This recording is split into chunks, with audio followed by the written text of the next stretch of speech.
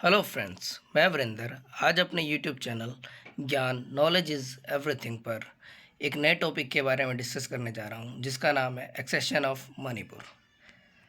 ये हमारा India after independence most important fact part 6 है। इससे पहले हम 5 पार्ट को डिस्कस कर चुके हैं और 5वें पार्ट में हमने डिस्कस किया था कि इंस्ट्रूमेंट ऑफ एक्सेशन किस तरह से काम किया था और किस तरह से इसे सरदार वल्लभ भाई पटेल जी ने यूज़ किया था। हमने इससे पहले पढ़ लिया था कि आज़ादी के बाद लगभग 565 देसी रियासतें प्रिंसली स्टेट्स थे, जिनको देश में मिलाना देश की यूनिटी और इंटीग्रिटी के लिए बहुत आवश्यक था। और इन्हें मिलाने के लिए सरदार वल्लभ भाई पटेल ने बहुत ही फर्मली, डिप्लोमेटिक और सूझबूझ तरीके से काम लिया था। हमने इससे पहले पढ़ा है कि आज़ादी के बाद इंस्ट्रूमेंट ऑफ पैरामाउंसी के द्वारा इन सभी देसी रियासतों को 3 ऑप्शन दिए गए थे, या तो ये भारत में मिल जाए, या पाकिस्तान में मिल जाए, या फिर स्वतंत्र रहे। और हमने देखा था कि कैसे त्रावणकोर जो पहला प्रिंसली स्टेट था जिसने स्वयं को स्वतंत्र घोषित किया था, और बाद में हमारी सरकार को, हमारे देश के नेताओं को ऐसा लगा कि अगर इस तरह से सभी प्रिंसली स्टेट अलग रहेंगे, आज़ाद रहेंगे, तो ये देश की यूनिटी और सिक्योरिटी के लिए बहुत बड़ा खतरा होगा। So here we are going to discuss the way used by Sardar Vallabhbhai Patel in accession of Manipur, Hyderabad, Junagadh and Jammu Kashmir in India.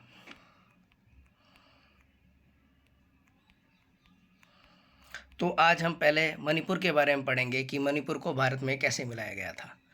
A few days before independence, the Maharaja of Manipur, Bodh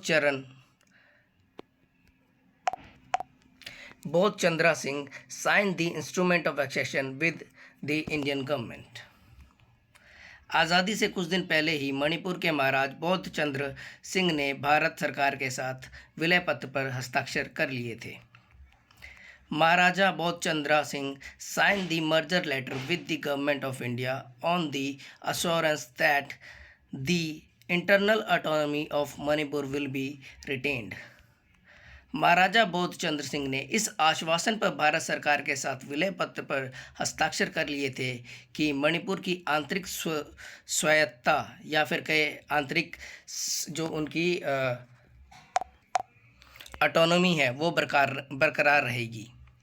but people of Manipur was against of it and under the pressure of public opinion, elections were held in Manipur in 1948.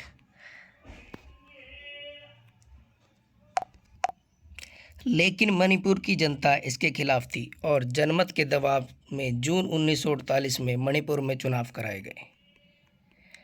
Thus, Manipur was the first part of India to hold an election based on a universal adult franchise, and Manipur became a constitutional monarchy.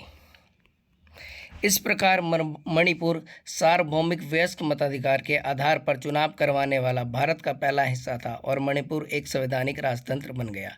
इससे ये पता लगता है कि वैसे तो हमारे देश में जो जनरल इलेक्शन थे वो 1952 से शुरू हुए थे, किंतु इससे पहले भी मणिपुर में 1948 में इलेक्शन कराए गए थे। मतलब सबसे पहले जो इलेक्शन भारत में कराए गए थे वो मणिपुर में कराए गए थे। After election in the Legislative Assembly of Manipur, there was a sharp difference over the question of merger of Manipur with India. जब इलेक्शन करा लिए गए तो वहाँ पर लोगों के बीच मतभेद शुरू होने लगा कि इंडिया के साथ मिला जाए या ना मिला जाए। Entire Manipur divided into 2 groups. सारे का सारा मणिपुर 2 भागों में बट गया। एक, at one side the Congress, state Congress wanted to merge और another political parties were opposed to this. एक तरफ तो राज्य कांग्रेस जो विलय चाहती थी, क्योंकि सेंटर में भी कांग्रेस की ही सरकार थी, और अन्य राजनीतिक दल जो इसका विरोध कर रहे थे दूसरे हिस्से में थे।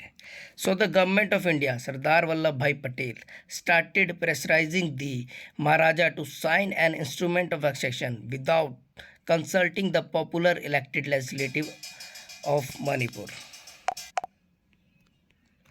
तो इस कारण भारत सरकार या फिर कहे सरदार वल्लभ भाई पटेल जी ने मणिपुर की लोकप्रिय रूप से निर्वाचित विधानसभा से परामर्श किए बिना एक विलय पत्र पर हस्ताक्षर करने के लिए महाराजा पर दबाव डालना शुरू किया। मतलब अब हमारी सरकार ने उन पे दबाव डालना शुरू किया कि वे हमारे साथ जुड़ जाए बिना अपनी लेजिस्लेटिव से कंसर्न किए।